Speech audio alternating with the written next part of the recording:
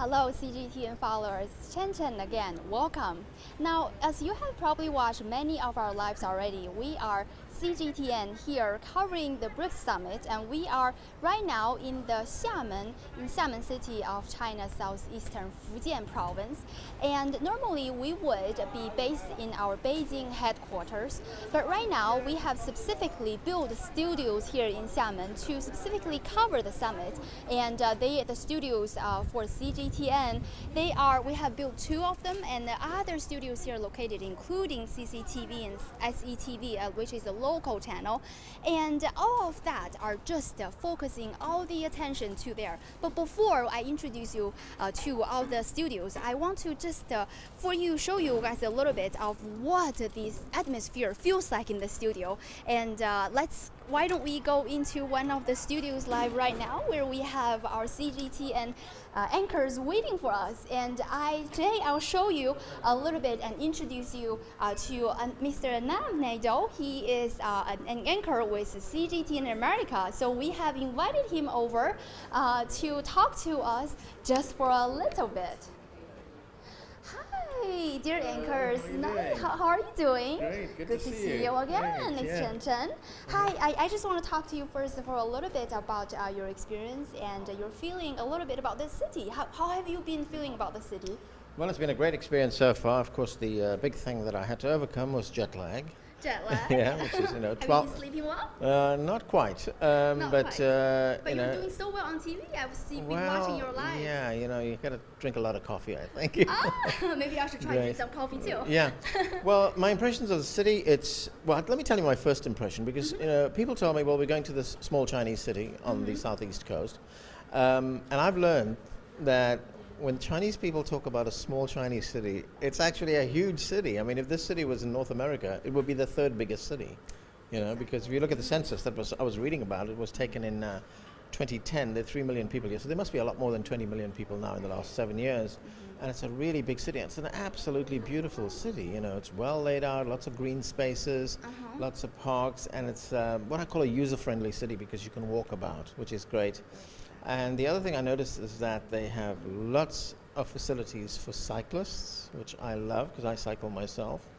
They've got that skyway, you don't find that anywhere else. I haven't seen it anywhere else in the world for cyclists. So a lot of people get to work, get home, they commute via cycling. I see a lot of families going around. They move around. Instead of getting into their cars, they go via cycles. And we walked through some of the parks. They're absolutely beautiful. And of course, now that the summit is taking place here, everything's been spruced up, and the city's really become a showcase for China, and it's on the coast. So you've got beautiful beaches and the sea around you. And of course, right behind us, we've got Gulangyu Island, which is fantastic. And I've been there twice already. I've only been here for 5 days, but I've been there twice. Did a story the second time. We actually climbed right up to the top, the peak there, which is called Sunlight Rock. The view was phenomenal. We could see all around us. We could see, of course, Xiamen, which is on an island itself. We could see out towards the sea. There's more islands out there. And we went to the piano museum. Then, of course, we went to visit the... I heard it's the island that was the most pianos. There's hundreds of pianos. But then there is a figure that I heard that there is one piano for every 5 families on that island. Wow, such a musical island. Yeah, it's the musical capital. It's known as Piano Island, actually. And the museum is fantastic. And we were lucky, actually, when we got to the museum, because there was a pianist, the resident pianist at the museum, who played this piece of music for us, which was fantastic. It's actually a piece of music that was composed for the island. Ooh, yeah, so it's a tribute to Gulangyu, so it was created for that. And she played the whole thing, which was fantastic. And we saw the big statue at the tip there, the general, and we walked along those great parts, and that is an island without any cars. No cars, only pedestrians. Ooh, I've never been there. Well, you gotta go. You have to be on a certain list right now to get to there. You gotta go there. And I know you are a phenomenal journalist. You have been in the field for many, many decades. Can you just tell us a little bit of what have you prepared to cover this summit, and what you are planning to do next in order to be paying more Firstly, you've been very kind. Thank you very much. Well, preparing for the summit, this is an important summit because it's the 5 BRICS countries, plus we've got another 5 countries coming, or the leaders of those countries coming here as well. So it's being known as BRICS Plus, and these countries constitute a significant part of the world's population.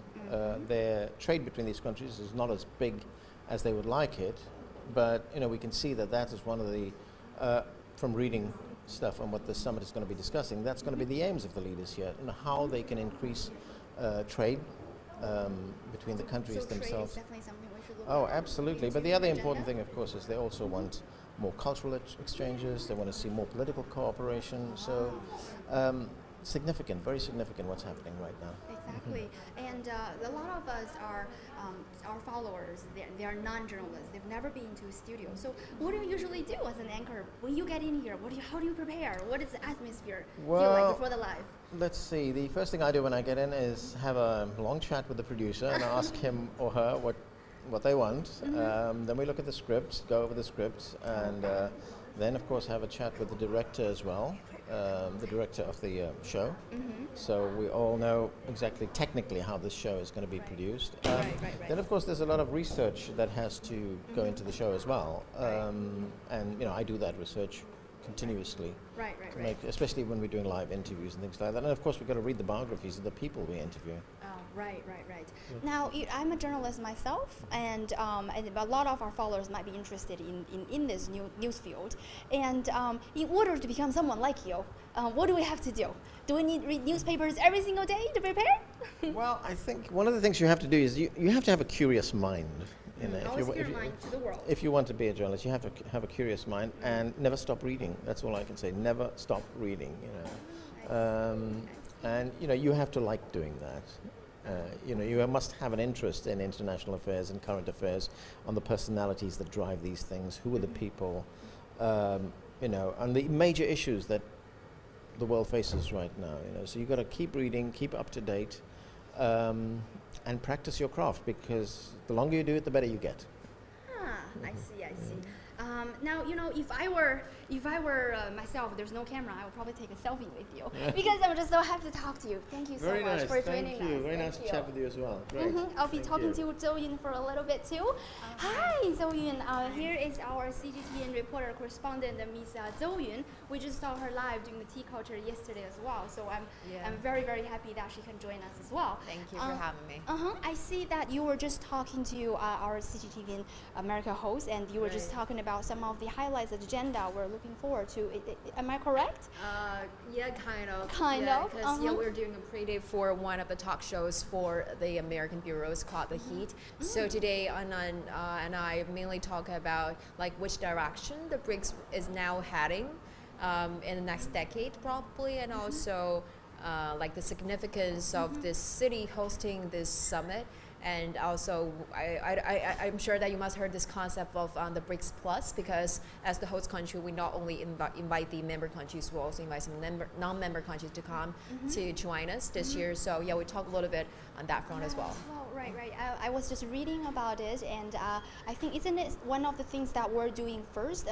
Because I think previously we've seen Russia and India are inviting regional countries, but now we're inviting 5 countries over different continents, right? Yeah, that's exactly. This is actually the very first time in history for the host country to invite non-member countries that goes beyond its own continent. So, and now these 5 countries, actually like Thailand, Egypt, Mexico, and the 2 other countries, they have they're the representatives in those different regions and continents, and they're the fastest growing. So it's very representative for them to come here, and maybe they face similar challenges and problems. So yeah, it means a lot for them to come. Absolutely.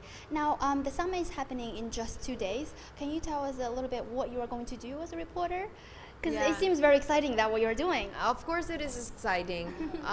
So we will cover different, we all have different focuses for our coverage. So for me, I will cover, starting from the opening ceremony, I will cover, because they have different political events. Right, the press conferences you'll be covering? Yeah, the press conferences at the very end, that will be held by Chinese President Xi Jinping. So I'll be, so I assume that he will mainly So he will mainly share his thoughts and and ideas on the outcomes of this summit. So that's one of the major events I'm going to be covering, and also meanwhile covering some other political events as well. Wow, it just seems we are doing so phenomenal. And can you tell us a little bit of what you have done before? Because I know you are a graduate of, I think, Oxford University. No, Cambridge. Cambridge, I'm sorry. No worries. I just know it's one of the great colleges. Yeah. Wow, it really is. And you've been joining CGTN for a while, am I right? Actually, I joined CCTV in 2010. 2010, Yeah, for 7 years. Wow. Yeah, together with Sinan, so we were in the same batch of students. So yeah, and then I stayed in CCTV News for about 2 years, and then I got relocated to the Washington Bureau, stayed there for like 4 years, and then I applied for master program in Cambridge, studied there for a year, and then I came back like last year. So yeah, it's not very long. I came back actually. I started working this year, so it's not very long. But I witnessed like those major events that are happening this year, like the Belt and Road, this one, and also there's so many exciting news that we are witnessing this year. Absolutely. So stay tuned to CGTN, all the news programs. So we'll be watching Ms. Zhou Yun and Mr. Anand Naidoo to cover, and other many colleagues to cover the amazing BRICS Summit. So thanks so much for talking to us. Yes, and have fun. Good luck with the show. Thank you. Bye-bye. So why don't we go explore a little bit of other studios what we have. Here are some cameras, and this is the main CGTN studio that we have. It's sitting right on top of the Heping Wharf, and we will go right outside in just a little bit for you to have a better view of what the port looks like. But why don't we go to another operation room that mainly operates the studios that we have, and we'll see what it looks like. So you see, here's the media center of China Global Television Network, and of course, this building, this very interesting shaped building, is our headquarters. It's called the Dakucha, because it looks like that. But that's what it looks like. And here we got the BRICS 2017 China logo. And why don't we go inside and see what's in there?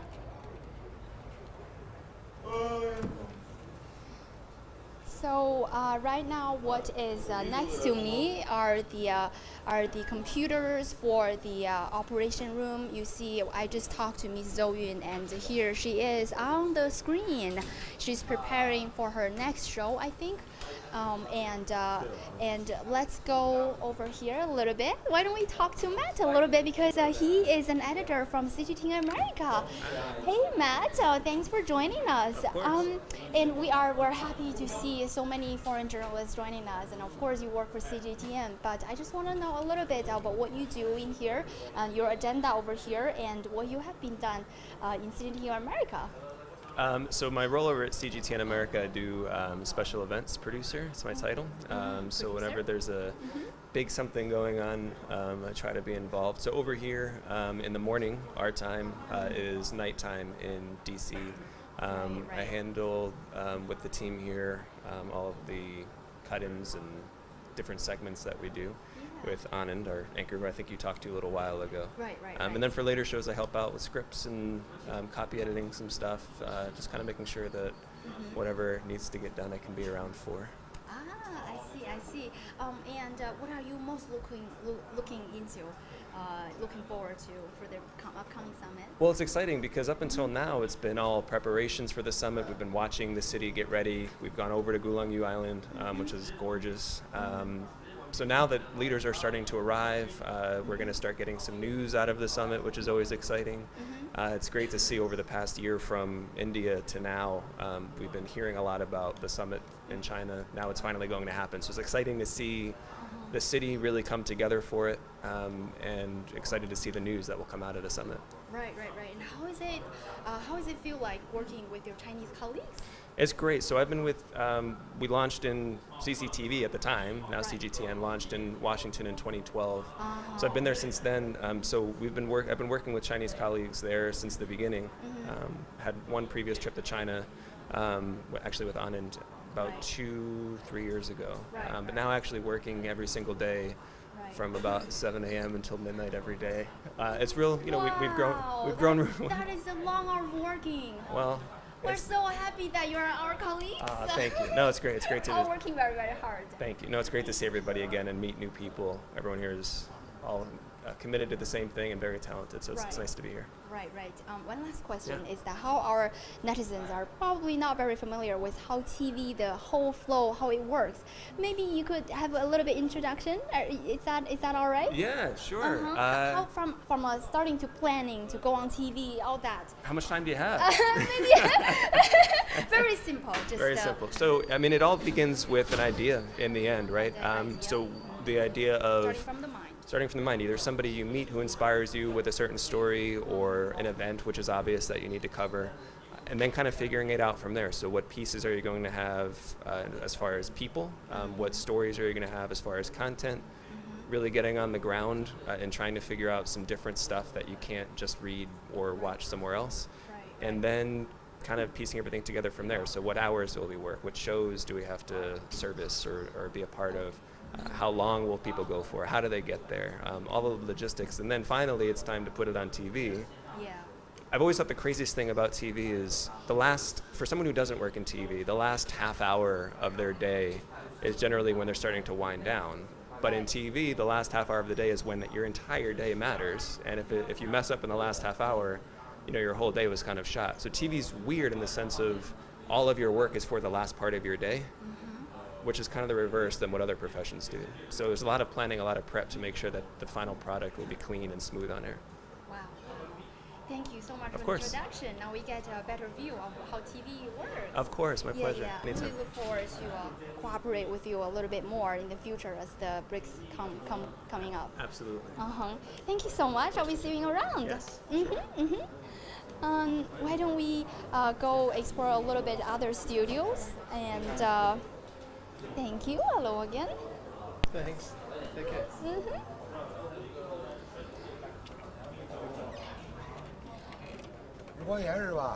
As you have probably have paying attention to CGTN, we are the English language for CCTV as well, and we have many other languages, including Spanish, French, and Russian. But our main channel is actually Chinese, and here I am standing in front of the studio that's built for the CCTV4 channel, and it's in Chinese. It's called 中文国际 because they also broadcast to other countries. So if you're in America, if you're in any other parts of the world, you can probably watch our Chinese shows, their Chinese shows as well. So and I think their studio is open. Let's go see and what it looks like.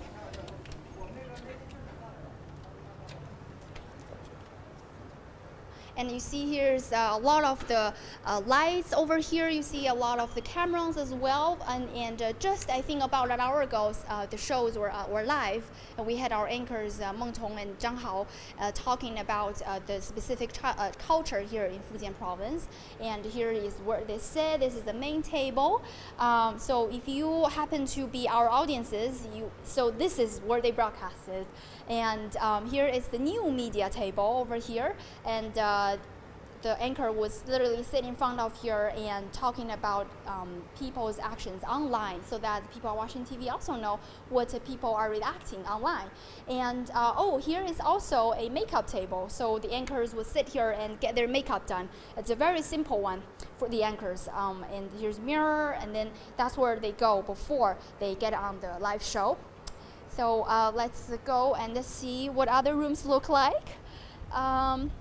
So where we are right now is the Heping Wharf, which is one of the most important docks here in Xiamen.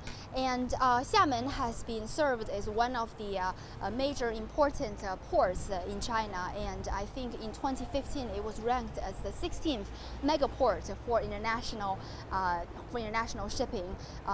Based on the output throughout, and also it has been a major tea export port for since the 15th century actually, and back then in history it has been a major port for Chinese people going overseas to immigrant. So it really is serving as a major trading and also transportation port in one of China's coastal cities. So, and also it's a major tourist destination as well. So this is what the city is like here I am right now. And most importantly, that is the city where the BRICS Summit is going to be held. And this is what the CCTV Chinese New Media Studio looks like. Thank you. This one is very simple. I think there is the chairs, there's the table, and then the anchors would sit at right here where I am right now talking about live shows. And we see how there is the operation room over here. And here's 2 cameras, very quick, and it's very, very hot in here. They haven't probably do a live in a while because the air conditioning was not on. So that's a little bit general view of that as well.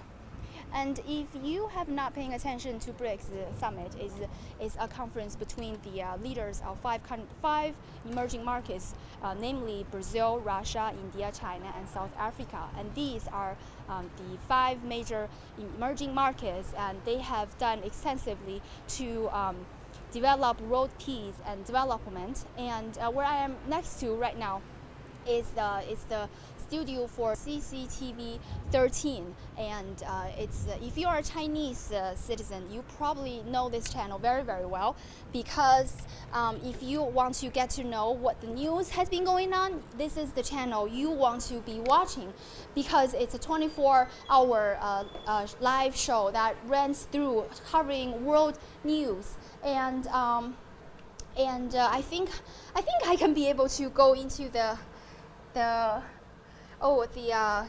live cross spot where they do live crosses for TV. And here I am.